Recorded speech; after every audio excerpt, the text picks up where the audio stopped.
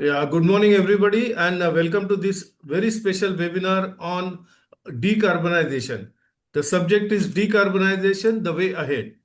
Before we go to the subject of this webinar, let me introduce you to 14th Asian Metallurgy and and this webinar series. Uh, this is 14th edition of Asian Metallurgy, which we used to conduct on ground before COVID, but after COVID, we have started doing it on digital platform. In fact, we converted all our events into digital format, and hence a lot of conferences and exhibitions are happening on digital format from our side. So Asian Metallurgy is our flagship event. Now after COVID, it is happening every year in the month of December, first or second week. So from 8th of December, that is yesterday, we have started the webinar series, and from 15th of December, that is next Monday, we will be opening our Steel and Metal Expo. So this is it about the event. Now we go to the subject, decarbonization. As we know, for last few years, decarbonization and sustainability, these are the digitalization, these are the few buzzwords of the industry, and the industry is moving in that direction. But to understand the basic concepts and what really it means to decarbonization, we have with us a few experts who will throw some light on what they are doing and what is decarbonization and how it is helping the sustainability of a steel project. We have with us Mr. Harsh Chaudhary. Harsh Chaudhary is co-founder and CEO at Centraworld and has around 17 years of experience in industrial sustainability. He is experienced on a wide array of topics including GHG, accounting, decarbonization strategies, industrial energy efficiency, climate policy, CBAM, renewable energy, and carbon credits. He has supported 100 plus organizations in 30 plus countries to transition to sustainable future. Hersh has published several articles on sustainability. Prior to Centraworld, he was a partner in McKinsey in Singapore. He holds a degree in electrical engineering and is certified in business sustainability. Thank you very much, Mr. Harsh, for sparing your time and being with us for this very important webinar session. Thank you. We have with us Mr. Sushanta Ghosh. Sushanta Ghosh has more than 40 years of experience in iron and steel industry, and now 30. he 30 years of experience in iron and steel industry, and now he is heading ACRE, the people who are working in the area of sustainability and decarbonization. And we have with us thank you, Mr. Ghosh, for sparing your time and sharing your insights about decarbonization. And we have with us Mr. Vishwabandhu. Mr. Vishwabandhu has been associated with NIST for a very long time. He was based in Nagpur and deputy director, isn't it, sir? Yeah, joint director. Uh, yeah, Joint director. Joint director at NIST. NIST is National Institute of Secondary Steel Technology. Then he had a small career stint with JSPL also. And now Mr. Vishwabandhu, and there he was heading decarbonization and sustainability, if I'm not wrong. And then now Mr. Vishwabandhu is venturing on his own and has started consulting the industries for decarbonization. So we have the right forum with us, to discuss what is decarbonization, how it is going to help the sustainability, and a lot of people talk about green steel. So we will also, get to know from these people what is green steel, what steel can be called as green, and what steel cannot be called as green. So let me start with Mr. Ghosh. Mr. Ghosh, your opening comments on this green steel, sustainability, decarbonization, how we should go about it, what you are doing about in this area. Let me hear from you. Mr. Ghosh, sir. Thank you. Mr. Chandekar, and thank you the other honorable speakers. The in one word, I should say the green steel is something like a myth. The term is a myth. This is should not be. I'm not saying misnomer, but there are several definitions of green steel in the world today. There are 14 definitions, 1 4, such as LEEDs, low emission steel standards of Europe, which is already only in Europe, responsible steel by UK Carmina's company, then our taxonomy, etc., etc. So we have done a extensive research on that, and then the green steels are certified among these 14 certifications. There are 9 certificates are present in the market or is been given to the various steel makers, out of which 2 is from UAE, my old company Emre Steel and AGSI, and other companies, 6 companies from Europe, such as SSAB, etc., etc. Uh, Eventually, everybody has got his different way to achieve it. Green steel does not mean that hydrogen. Hydrogen is a tool. You can use it. Like in a cup of tea, you can add 1 teaspoon of sugar, 2 teaspoon of sugar, up to the steel maker to decide, up to a business to decide. So you have got various tools to achieve it. So such as processes, such as tools like solar, tools like hydrogen, and to achieve that number. So currently, the leaked out information of CBAM is also a little bit of misleading. It has got 2 standards they have given. One is country-wise default value. I am very surprised that Government of India has not make any move out of that. In country-wise default value, India's default value coming at 223 euro per ton. It's a leaked information, not official information. But if it is true that India cannot export out to Europe anything, Z zero, it will be negative. Where compared to China is about 60 kg to 60 euro to 140 euro. Surprisingly, Iran is at 37 euro.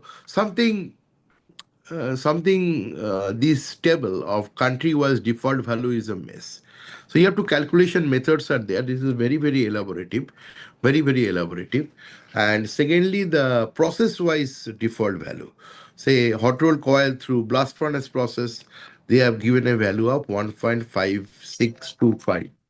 And then you have uh, then you have uh, process-wise default value of DRI, EF, that they have given. But individual metallics, so that is there's a DRIEF, blast furnace BOF.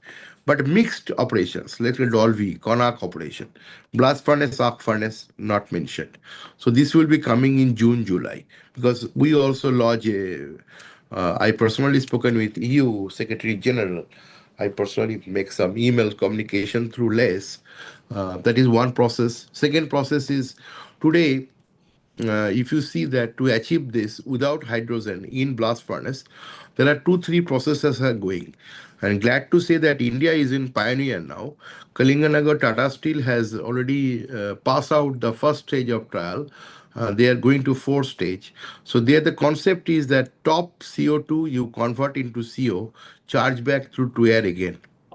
So it's a different metallurgy they are going on. This is not with hydrogen. So as I told you, hydrogen and steel industry is little bit of I should not say the husband and wife has not got a good relations, that much I can say, not a that cordial relation today. So but अभी तक divorce नहीं हुआ, ठीक है. In my project we are putting up in with hydrogen. We are doing 33% hydrogen. We'll be producing the lowest CO2 emission with hydrogen plus solar in the backup of the power. Our CO2 emission calculated based on earlier method is 250 kg for metallics. Now there is a catch. There is a catch that what will be a default value? Default value of metallics is not yet out. So those are the steel is going through a transition, and decarbonization of steel industry is a long way to go. Say like palletizing, Indian pallet systems. This is having a CO2 value of Indian pallets about 50 to 75 kg. And it can targeting at 25 kg in some of the companies in Brazil, like Samarco, they are targeting 25 kilo. So those kind of stretchings should be done by Indian industry, but it has to come. It has yet to come. In one other order, that decarbonization is not a penalty. Decarbonization is not a practice. It's our professional duty to make the world decarbonize, at the steel industry, which is about 10% of global CO2, to make our future generations to come. I'm in Gurgaon. I'm in Gurgaon. I have seen, basically, we are all are Mumbaikars, but we have seen that, how much pollution is there in this city. My eyes are blinking, Those are the things will happen to across the globe if we don't control it. That's what my humble submission. It is not for the business. It is for the processes. Thank you. Thank you, Mr. Ghosh. And very insightful information you have given and your views on it. Now I would go to Mr. Hello. Now Yeah. I would go to Mr. Harsh for his opening comment. And you have been consulting a lot of industries. What has been your experience? What do you mean by green steel? Are there any norms, any grades which has been internationally accepted? Please, Mr. Harsh. Thank you, sir. Uh, First of all, I run a company, Centra World, where we work with about close to 100 steel companies on helping them track and measure their CO2 emissions and eventually decarbonize them. We do it via our software platform, uses AI and blockchain and all of that. Now, it's a very, I mean, this is the crux of all of our work. So it's a big question, but I will break it down into two or three parts. I'll break it down into three steps, which is measurement, mitigation, and monetization. In the first step, as Mr. Ghosh rightly pointed out, there are anywhere between 10 to 20 different certifications or regulations as far as green steel is concerned around the world. So, depending on which part of the world you are in, you'll have to decide which of them become applicable. If I talk about the Indian ones, there are a few which are mandatory. For example, CCTS, uh, the baseline survey, there is a renewable consumption obligation, many like that, which are a CBAM if you're exporting to Europe. The UK CBAM is coming up in the year 2027. I think there are some six more CBAMs around the world which are planned. So there are many mandatory measurement systems and definitions which companies have to comply by. And as Mr. Ghosh rightly pointed out, green steel is it's like a unicorn or it's like Shangri-La. It's a concept. It doesn't exist in reality because there is no formal definition of it. The Indian government made a bold step by putting a definition on it by assigning values of 2.2, 2 and 1.6 tons of CO2 per ton of steel in ratings of 5, 4, 3 star. So they put a star to it. And then there are these obligatory or rather voluntary systems that you can also sign up for, the various ISO certifications of corporate carbon footprint, product carbon footprint, life cycle assessment, EPDs. There are the various Green Pro, Green Co certifications, the Green Steel taxonomy. So all of these are voluntary, depending on what your requirement is, and there are certain use cases which you must be aware of, then you must do it, right? But I think the key message on the measurement part is steel companies need to be very, very aware of what those standards and regulations are, and they should be meeting those and not doing anything extra or anything less. So for steel companies, message number one is get into the details or talk to an expert who knows these details. Don't live blindly in this area. The second thing is that on the whole measurement step only, uh, you know that because there are so many standards and there's so much of data involved, right? So CO2 emissions is not a measured value. It is not like you fall something in your stack and you measure it like socks mocks. It is calculated based on your raw materials and fuels and other things. There are so many standards, 100 plus, 200 plus data points. Most leading steel companies are employing digital platforms like ours, for example, to be able to do this so that there's real-time measurement and human intervention goes away. So definitely aim to upgrade your systems. Part number two around mitigation. Um, if I put a number to this, the CCTS which has been implemented in India starting this year, 253 steel companies in India have been nominated under it as designated consumers. The total exposure in the financial year 2027 for all these steel companies combined is 1,600 crores. This is the collective penalty that steel companies will have to pay if they don't meet their targets of reduction. It's a very big number. We are talking about a few hundred rupees per ton of steel as penalty that may come. Right? So it's a very big number. We have to look at decarbonization. Our fellow speaker here, Vishwabandhuji, will I'm sure talk about his views on it. He's an expert on the topic, and also, if I can say, a good friend as well. Um, and So on that part, a lot of people have this opinion that, oh, we can just go ahead and plant trees and it will offset.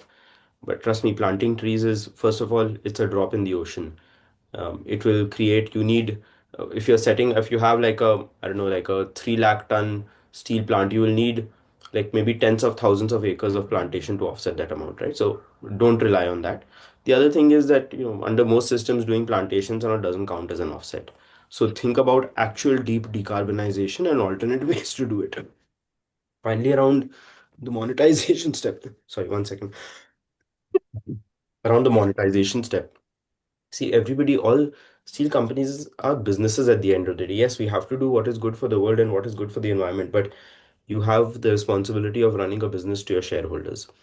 We have to think of how companies can achieve profitability via sustainability. If companies are not thinking of that, sustainability will only become a CSR initiative. It will remain like that.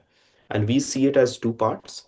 The first part is around avoided carbon tax. As I had mentioned, companies are facing 100 to 200 rupees of carbon tax as per CCTS per ton of steel. In CBAM, if they're exporting at the current levels, we're looking at a few $100 per ton of steel of CO2 tax, which is going to completely break any export economics. So one is, how do you avoid that tax? And the other one is around green steel premiums. And I'll talk about two very quick things over here. We did some deep research on the topic. We feel that out of India's production of 140, 150 million tons of steel a year, in the next 5 years, we anticipate that there is a market of about 20 million tons of green steel. Half of it is going to come from government procurement.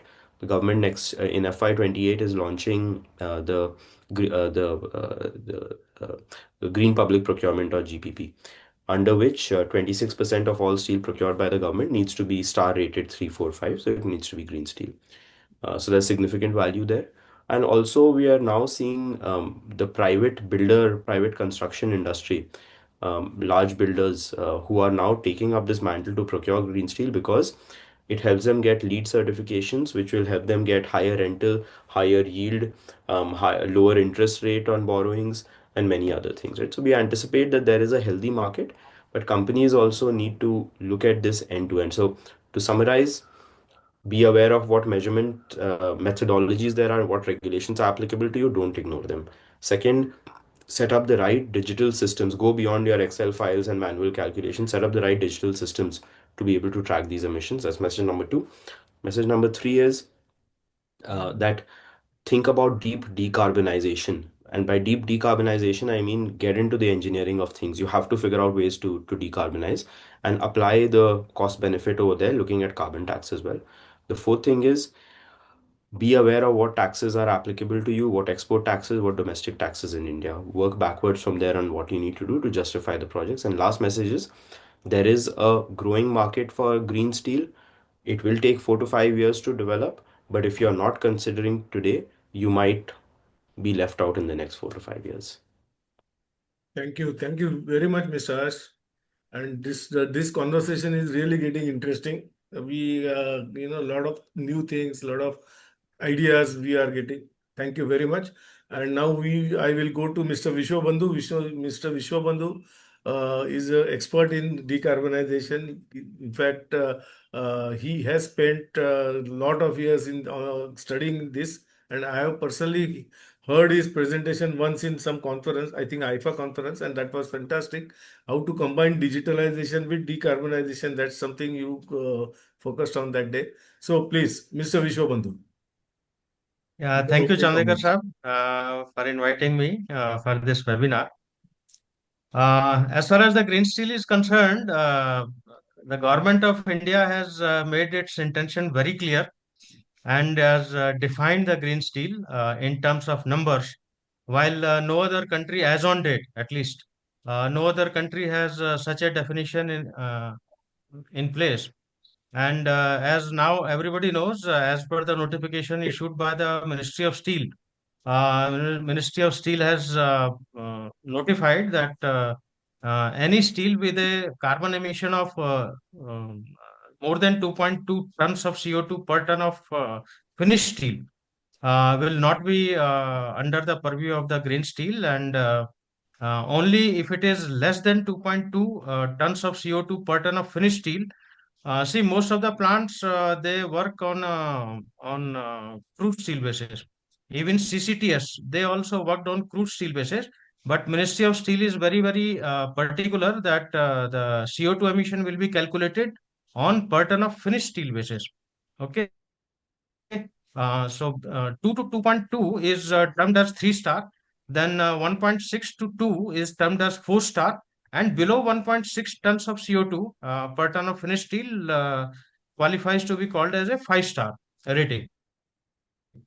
So that is Ministry of Steel's Government of India's certification as far as the green steel is concerned. But there is a methodology which has been adopted by MOEFCC and Bureau of Energy Efficiency. They have came out with a very vast Excel sheet for calculation of CO2 emission for many sectors. I think 9 sectors they are working. They have already worked, and steel is highly CO2 intensive or carbon emission intensive, and a lot of effort are being done on reducing the carbon footprint for steel sector. So I'll focus my talk on the steel sector only, iron and steel sector only. See, when Ministry of Steel has notified, before that, CCTS has already come up. CCTS, I know, I understand everybody knows it is carbon credit trading scheme, which has been ultimately responsibility is of MOEFCC, Ministry of Environment, Forest and Climate Change. But the executing body is Bureau of Energy Efficiency. I have also helped Bureau of Energy Efficiency in modifying the Excel sheets based on some industry realistics. So, although this green steel calculation based on per ton of finished steel, also the base of that is CCTS only, but there are certain changes because as far as CCTS for the steel sector is concerned, they have divided the whole steel sector, iron and steel sector, in two parts. That is, one is the blast furnace route, and another is the DRI route.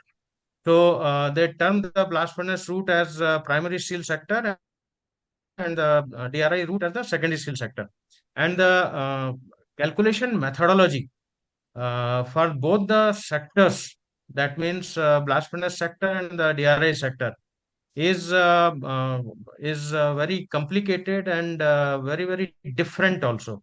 Matlab, BE has not taken the same methodology for calculation of CO2 emission for the blast furnace sector and for the DRI sector. There are different system altogether. Anyway, we are not going into the details of the calculation methodology adopted by BE for the primary sector and the secondary steel sector. But the thing is that ultimately whatever the figures has derived by the Excel sheets designed by the BE, now the industry has to comply with them, and the data which I have analyzed for the all steel sector, I think 243 Harsh Chaudhary was saying. So all for all the plants, on an average, the CO2 emission reduction target for these 2 years. See, this is the first compliance year. 25-26 is the first compliance year, and 26-27 will be the second compliance year. So up to the second compliance year, the average CO2 emission reduction planned by B is around 5 to 6%. For some plants, it comes out to be around 5%. For some plants, it comes out to be around 6%. So, controlling now, the whole focus is on how to control, how to decarbonize.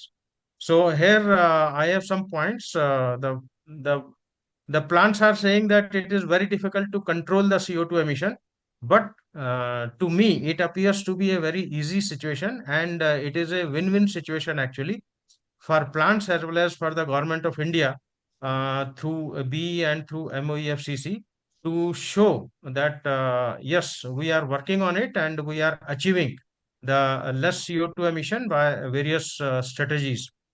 The very first thing is we have to look for what are the initiatives which we can take in our plant so that there is no capital employed, no capital requirement, any no investment. See, I have surveyed about maybe more than 100 plants all over India, integrated as well as secondary steel sector, and I have seen there are a lot of scope in CO2 emission reduction. The first thing first is the energy part. And we can reduce our energy consumption in various ways. Well, I have seen in the plants there are so many plants where the energy is going wasted, huge wastage of energy. And wherever there is energy use, it is CO2 is involved in that. So what in whatever form, except RE, renewable energy, except renewable energy, in whatever form I am using the energy content in my plant, uh, that CO2 emission comes into play. So the worst fuel is coal, of course, as far as the CO2 emission is concerned. And then the second is comes as the liquid fuels like oils, whether it is furnace oil, fuel oil, or whatever type of oil. And the third thing is your gaseous fuels, whether it is LPG or natural gas or any other gases. Whether we produce syngas also, because for producing syngas also, our primary fuel consumption is coal. Of course, syngas, by production of syngas, we can reduce our CO2 emission to some extent, only to some extent, because ultimately I am burning the coal for production of the syngas. The only advantage with the syngas is that I can also produce some other chemicals which are useful and gives me some economic value also. So the first strategy is the uh, energy efficiency in our plants, so that my CO2 emission, 5 to 6% CO2 emission I can control only by controlling my energy consumption. Then the second strategy is your material efficiency, because we waste a lot of materials also. We don't utilize 100% of the waste generated in our plant.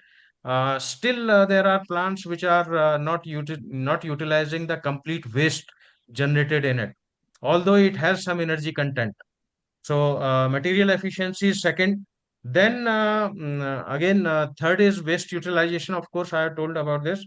And then fourth is your use of comprehensive use of biomass. There are a lot of areas, geographical areas in India where a lot of biomass is generated. For example, Punjab is there, Chhattisgarh, Odisha, and all that, where a lot of biomass, because wherever there is a good amount of agriculture, lot of biomass is produced.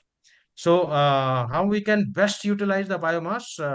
Now there are various plants which have been installed based on use of the biomass by creating biomass pellets or biochar and all that.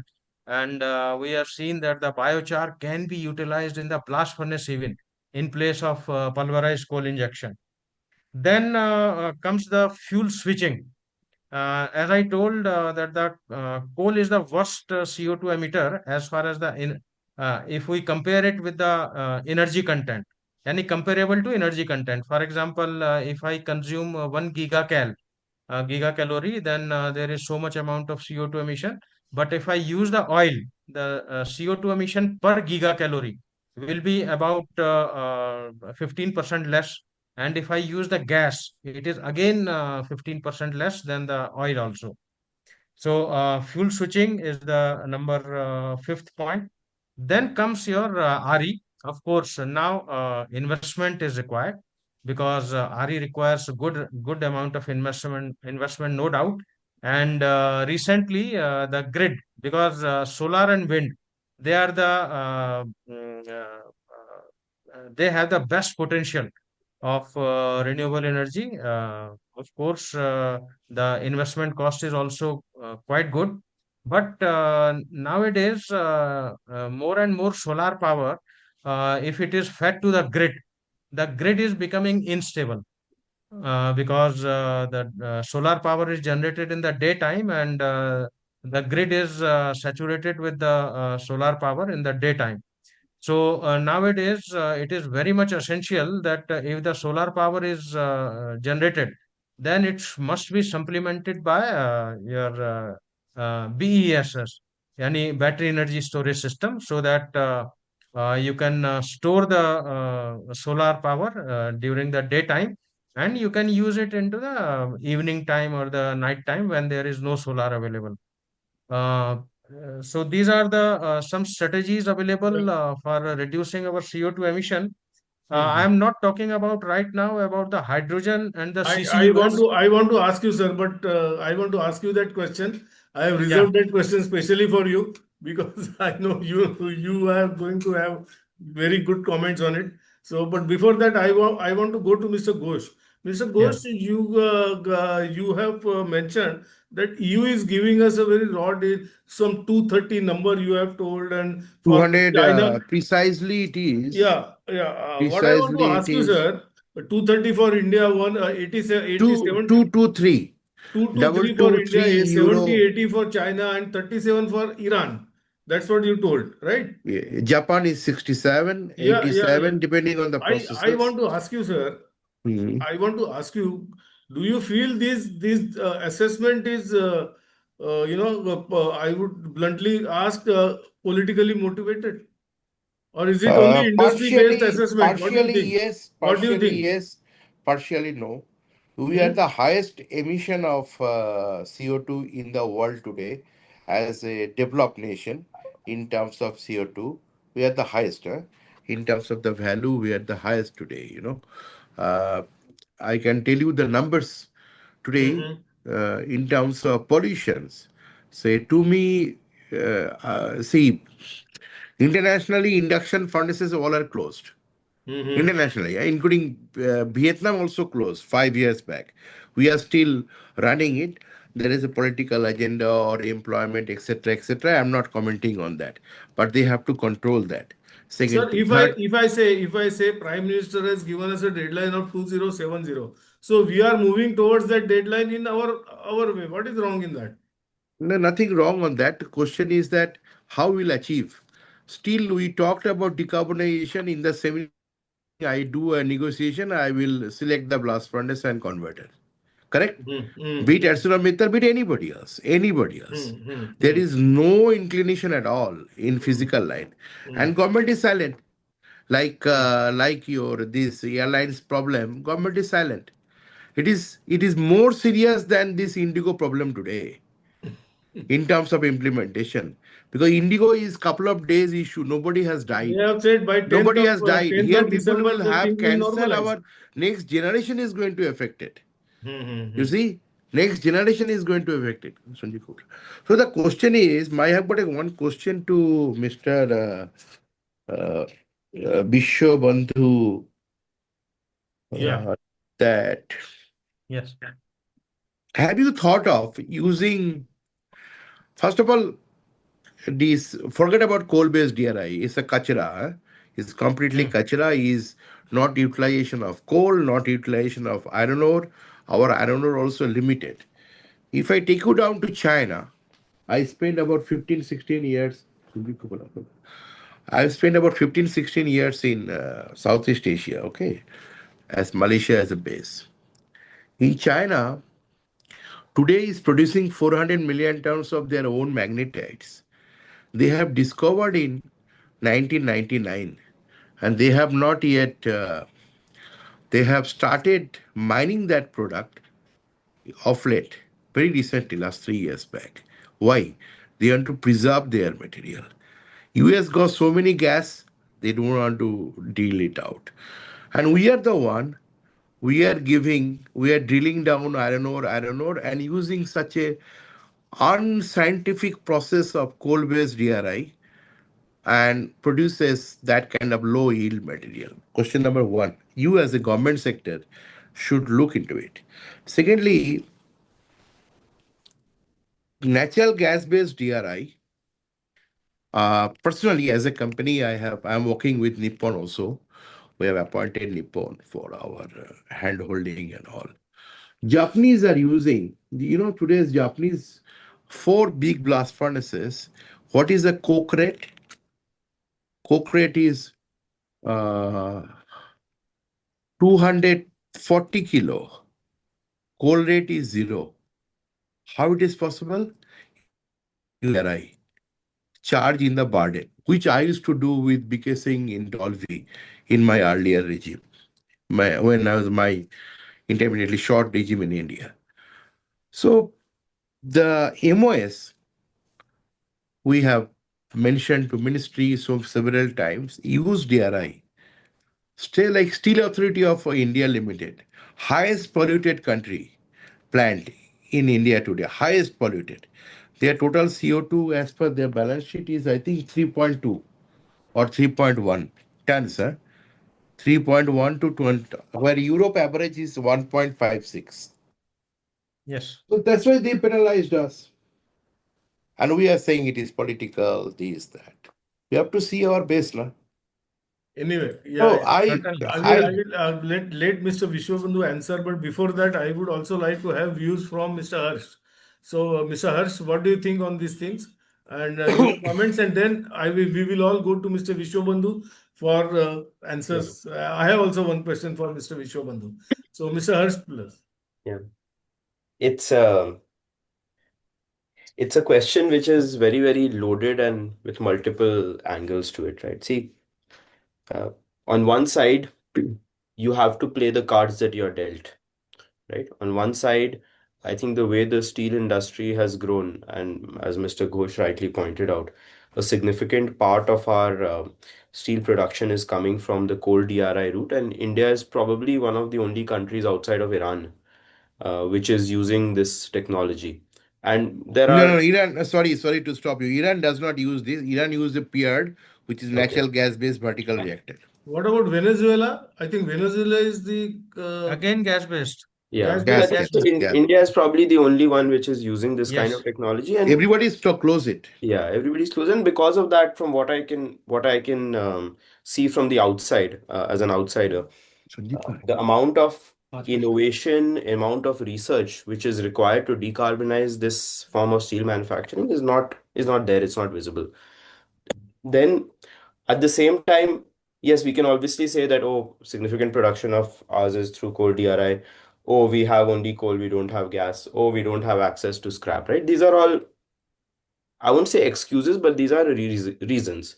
But we have to think now about what now, right? We cannot live in this world where we continue to be the largest or the highest CO2 intensity of steel. It doesn't fit into our country's decarbonization plans or net zero plans. Mhm. So we have to figure out what that path is. We cannot, I think till a few years ago, it was still okay, oh, we don't have this, we don't have that. But now there are economic sanctions coming from everywhere. If we want to improve our trade deficit, we have to continue to export steel. I mean, I can imagine, and my fellow panelists may agree to this, that we can safely assume that in the next few years, our export to Europe and many other countries will reduce because our CO2 footprint doesn't allow it.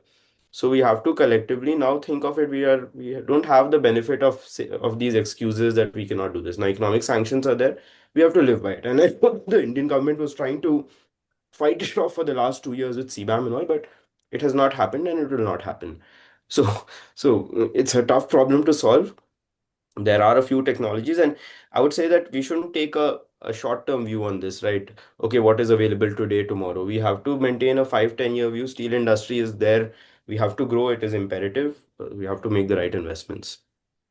Thank you. Thank you. Thank you, Mr. Harsh. And now we would all go to Mr. Vishwabandhu to seek our answers. And I have also one question to add to the list, that what is the status of the research about replacing carbon with hydrogen for steel reduction? That is also my question. And then Mr. Ghosh has put some questions. Please, Mr. Vishwabandhu. Yes, sir. First, I'll take up your question because Mr. Ghosh has put up many questions. So, Long list. yes. So, first thing first is how we can replace this carbon by hydrogen, right? Yeah. See, the biggest point uh, in favor of the hydrogen is the Mm. raw material, which is water. And of course, it's the byproduct which will be released by using the hydrogen. We'll generate hydrogen by the water, and the byproduct released into the atmosphere will be water only, because Yes. hydrogen will be converted into H2O and that will be released into the atmosphere. So that is a very plus point for the overall eco cycle of the environment, right? But the main problem arises, or the main challenges are that number one is the quality of the water and the amount of the electricity required for electrolysis of the water into hydrogen and oxygen. So Yeah. these are the main two bottlenecks, or what we call as the challenges. But as we are moving forward, see, if I would have taken this question, say 5 years or 10 years back, the answer would have been very difficult. But now we have we have means the world has improved a lot on purification of the water quality required for for the electrolysis. Now there are various technologies available, which the cost-effective technologies are available, where we can purify the water and make it suitable for the electrolysis. Number one. Number two, the major question was that electricity, the huge amount of electricity required for the electrolysis.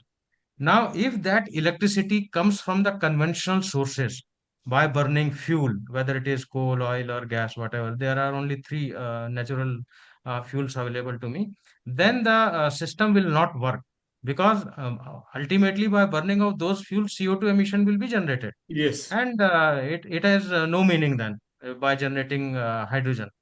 So the focus is not on any other kind of hydrogen like gray or blue or something. There are orange or red, or so many terminologies for the hydrogen. We now focus only on the green hydrogen. Green hydrogen means we take the electricity required for the generation of hydrogen by electrolysis only by renewable energy sources.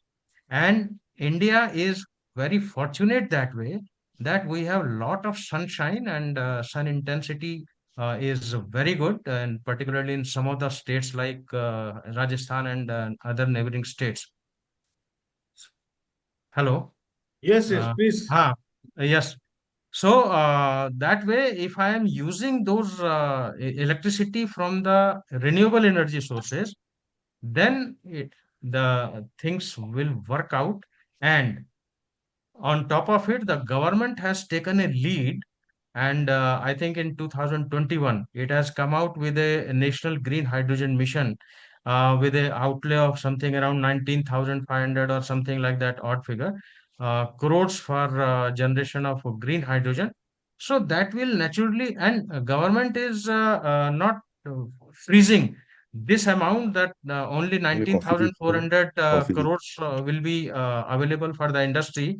But as the times moves on, when more and more plants will show interest in generation of green hydrogen, Hmm. then even government can give the more money. That's not an issue. Government is very, very proactive in all these things. That yes, we should work on it. We should go on that decarbonization path. The money required something either in the form of capital subsidy or in the form of subsidy for generation of per kg of hydrogen. That scheme will always be available, is available, and in future also in other ways, the money will be coming from the government also. And just we have a Chandekar, big businessmen which have already ventured into this field, and there are a lot of plants coming up maybe in another 1 year or two. great. When can we Yes, just before you move forward, when can we see the first commercial plant using hydrogen as reductant? in 26 Oh, that's great. calendar That's year great. 26. Because last year only, I think 2 years back, the government has released the grant for in tranche 1 for about I think 9 plants for Oh, generation of point 0.5 or 0.6 million tons of green hydrogen. That was two fantastic. years back. That's really great news. Okay. Yes. Yeah, Mm. you can move ahead with Mr. Ghosh's questions. Yeah. Mr. Ghosh, as I could understand, the first question was this coal-based DRI. There is no doubt that we in India, we are the largest producer of coal-based DRI in the world, and nowhere in the world this coal-based DRI, except in some Arab countries, Arab or some African countries, coal-based DRI is there. But as Harsh Chaudhary also pointed out that we have some limitations in India, like availability of the natural gas and all these things, mostly because of the availability of the natural gas. And we are also deficient in coking coal. We have the coking coal available in India, but the quality of the coking coal available in India is very, very poor. So the government of India is working on many fronts. They are asking this Coal India and other coking coal companies to put up washeries, because see, ultimately we have to achieve steel production to a substantial level. Today we are producing about 150 or 160 million tons, right? But we cannot depend on the world, and we cannot import steel for our use, because we are a developing economy, and steel use will be continuously increasing year by year. So we have to produce steel. Now, if I need to produce steel more and more, and national steel policy also, they said it is stipulated that by year 2030, 255 million tons of steel. Today we are at 160. Of course, we have to grow at a level of about 7 to 8% CAGR from now. Okay, now there are two routes for making steel. One is the primary route from the blast furnace BOF route, and another is through the secondary route by the DRI electric arc furnace or the induction furnace route. Fine. Now, for the primary route, that is for the blast furnace, Gosha was rightly saying that Japan has already achieved 240 kg of coke. Now, the blast furnace route is very, very good, because most of the steel produced throughout the world, rather, I can say more than 90% of the total steel produced is by the BF, route, BF and BOF, of course, and then the EF route. Okay, but the iron which is required for the steel making, whether it is for the primary steel or for the secondary steel, the iron is required, and 90% of the input of the iron is from the blast furnace route, and only 10% is from the DRI route. That is also a fact. So we are also that is in the world. But in India, we are about 65% of the iron received from hot metal as a blast furnace, and about 35% from the DRI route. And here in India, we have about more than 300 DRI plants and about three or four gas-based plants. Fine. But the blast furnace route, which is a very good route, no doubt, and that's why the world has adopted this route for iron making and consequently steel making. But the fact is, we have to see our local conditions also. We in India, if we put the blast furnace, of course, all the big plants, all the big expansions, it is coming with a blast furnace route only. Whether you talk about Tata Steel or JSW or JSPL or AMNS, whatever, all the big plants which are coming up now, of the order of something around 5 million tons, 7 million ton, 8 million ton, or So, 15 sir, million ton, can I all come are in? coming by the blast furnace route. Sir, can I come in? Yeah, This please. is this is more worse than Indigo things, because Yes, yes. Indigo things is only disturbed. One of my It's only a friend who is temporary phase. a Hmm. temporary phase for 2-3 Yes. days, but ये जो हो रहा है ना अभी India Hmm. में, जो आप Hmm. लोग जैसे आंख बंद करके है, हम Hmm. बोल रहे हैं कि एक दिन हम लोग का जो second generation hoga, they Hmm. cannot breathe in India if you don't stop it. You have to provoke government because you are in the forefront of negotiation. Don't admit it कि blast furnace ही मेरा route है. There are various other things can be done in this line to I'm coming to that. incorporate this. So, sir, I need to go now. I have to go, Chandekar sir. Thank you very much. We are Uh, closing in 10 minutes, sir. Sir, Can you I not have wait? to go. I have to go.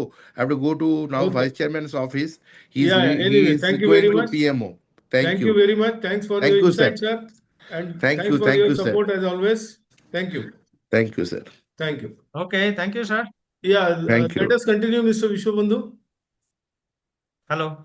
Yeah. Should I continue? Yes, Yes, obviously. yes, yes. I'll continue.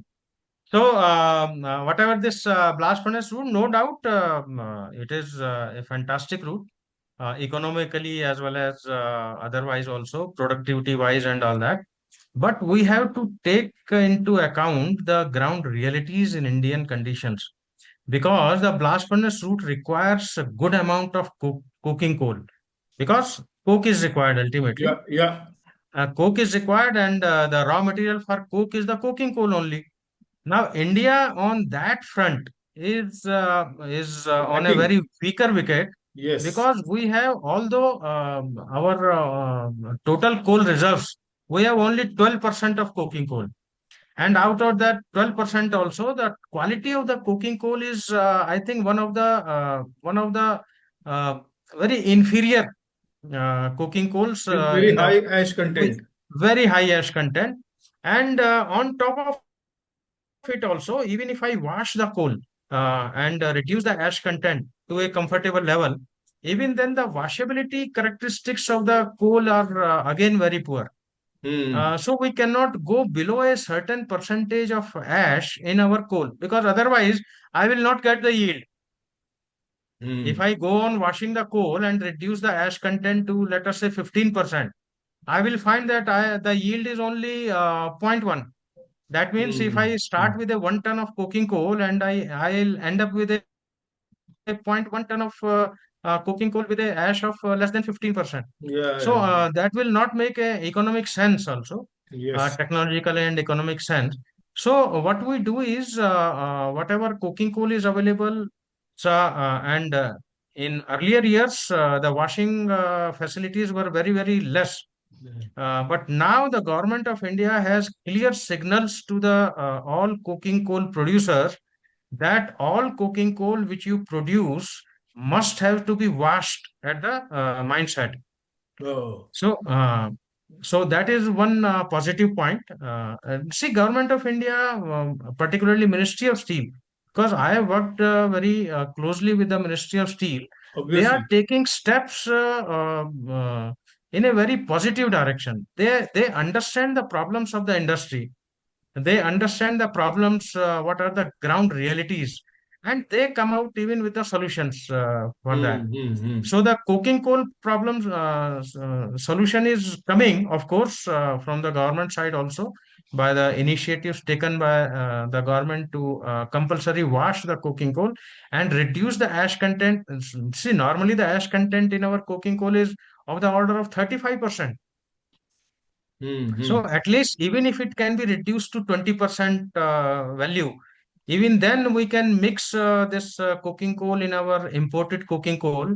Uh, uh, Imported coking coal is almost having a ash content of around 10%, 9 to 11%. So giving it, if it a suitable blend of say 50-50 or 40-60 or 60-40, whatever.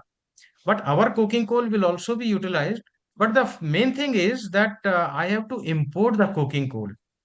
So I also don't want to spend much of foreign exchange on the import of the coking coal. So that is one front where we are working on it. And the government is working on it. Yeah. Another front is that it is also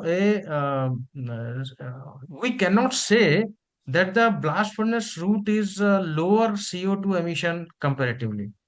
Because the blast, this is again, if I see only the blast furnace part, I can say that yes, the CO2 emission in the blast furnace is low. But I have to see in totality. In totality means blast furnace requires, see, no blast furnace in the world is working only on the iron ore. All the blast furnaces, they prepare a feed for it. For example, sinter, for example, pellet. So for making sinter also, again, I am emitting CO2. For preparing pellet also, I am emitting CO2. For preparing coke from coking coal, I am emitting CO2. Yeah. So in totality, if I take all factors into combination, for example, the use of the sinter, use of the pellet, use of the coke in the blast furnace, then the in our Indian conditions, the CO2 emission in the blast furnace itself comes out to be something around 2 tons of CO2 per ton of hot metal. Even this CCTS, they have also given a figure of something around 1.9 tons of CO2 per ton of pig iron.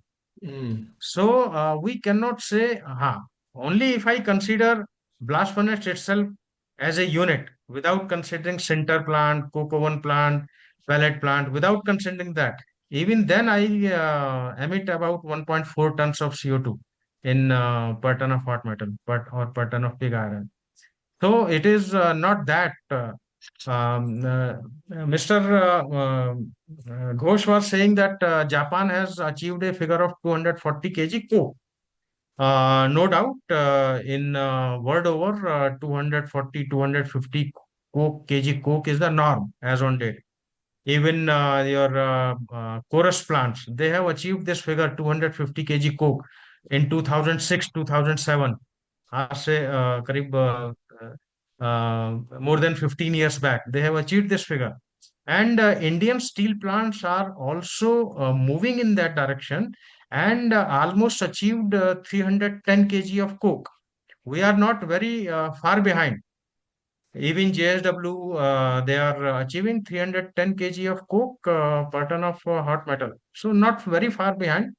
But going less and less coke means you have to work on other things like more and more pellets, more and more good quality of coke in our blast furnace. Because otherwise the blast furnace will start giving problems into it. So for the time being, we cannot say that we have to throw away our coal-based DRI. Of course, coal-based DRI is not a, very good technology, but as on date, we don't have a choice. We cannot migrate it overnight. We have to gradually shift. And that's why the government of India has now started working on syngas-based DRI system. JSPL has already installed syngas-based DRI, which is working as gas-based DRI, but ultimately the raw material is coal. But the good thing is that the byproducts, they are converted into some chemicals which gives value to it and reduce the CO2 emission also, because we have to take credit of this of those byproducts in our system. So that is one point, and government of India has recently floated tenders for setting up of syngas based generation plants. So gradually that will come up, no doubt about it. Sir, one last question. Yes. How would you compare natural gas reduction with hydrogen reduction? See, Viability natural. wise and cost wise and Yes, yes, yes. availability wise. Ha. See, as on date, availability for the green hydrogen in India, uh, at least for next 3 4 years, or let us say practically by 2030, because government of India has said that by 2030 we will produce 5 million tons of green hydrogen Okay. Okay. per year, right? So let us say by that time the green hydrogen will be available to the industry. Mm-hmm. Okay, So but even natural natural gas, gas also. natural gas. Natural gas also, because there is strong industrial demand for the Mm. natural gas. Everybody wants natural gas, but production of natural gas in India is very limited. Mm-hmm. But we are exporting a good amount of natural gas also. And as far as comparison is concerned, see, natural gas also gives you because natural gas also has a 75% carbon. It has only 25% hydrogen. Mm-hmm. Okay, so if I use the natural gas, it will give me 75% of CO2, whatever Yeah, quantity I yeah, will use. yeah. 75% of CO2 will be produced because it has Mm. 75% carbon. But the advantage with the natural gas is that when I use this natural gas for burning, because natural gas is used for either burning or for reduction. Okay, when I use for burning, it gives me heat value something around 8,500 kilocalorie per nm cube. And if I use it as a reducing agent, then I need to heat, because natural gas itself cannot give me the temperature unless or Mm. until I burn it. But suppose Well, I am using this natural gas in my DRI system, in gas-based DRI. So natural gas will be available at room temperature to me. And DRI, gas-based DRI system, I need a temperature of around 950 degrees centigrade for reduction of the iron ore to the DRI. At least 950 degrees centigrade. Now, where from the temperature will come? So I need to heat up yeah. that natural gas to a temperature of about 1000 degrees centigrade, Mm-hmm. and then convert it into, because natural gas as it is also I cannot use, I convert it into a reducing gas. That means Oh. CO and H2. Because direct reduction of iron ore by the natural gas is a very, very complicated process. Mm-hmm. And it will also absorb quite a huge amount of energy or the heat in the system. So directly I am not able to use it. So what I do is I convert the natural gas into CO and H2. So H2 will come from the natural gas. Mm-hmm. CO ka carbon comes from the natural gas. Yeah. Only I need oxygen. Okay, so I can convert it into CO and H2 in the reformer, and then raise the temperature of that reducing gas to a temperature of around 950 degrees centigrade. Mm-hmm. Then I have to use it. Yeah, yeah. And for hydrogen also, when the hydrogen will be available for this reduction, even then the same case applies, because hydrogen itself cannot produce heat unless or until I burn it. But burning is not my forte, because I will use the hydrogen for the reduction. Yeah. So again, I need to heat up the hydrogen to a temperature of around 950 degrees centigrade Mm-hmm. for the reduction of the iron ore. Yeah, yeah, yeah. That is what it is. And mm, that's why the challenges will be coming for the hydrogen also. But by that time that hydrogen is available to the industry for use, we'll develop such technologies that Mm. hydrogen can be heated to a 950 degree centigrade and a cost-effective basis. Okay. Thank you. Yes. Thank you. And now I will go to Mr. Harsh for his closing comments. We have been discussing for more than an hour now. Yeah. Thank you, Mr. Chandekar, and thank you, Vishwabandhuji, for your valuable comments. It's been a good discussion. I would only like to close by saying the following, right? it seems very dismal right now. Seems very dismal. Our CO2 emissions are so high. There are so many taxes coming. Steel industry is as it is in a down cycle. I think what the industry also needs are some success stories. We are all, as humans, we thrive in positive reinforcement rather than a gloomy environment. So we have to, instead of now, I would say that in the near future, instead of aiming to decarbonize the whole country's steel industry, I think this is a time where we need to see a firsts of many things. One, let us we have to have a large scale steel plant which is producing at least 1 million tons of steel, which is able to have a CO2 intensity of less than 1 or less than 0.8 or something, right? We need to see one of that. And whatever collectively as an industry, we need to put that up. We need to put up that demo plant. We should go out and do that.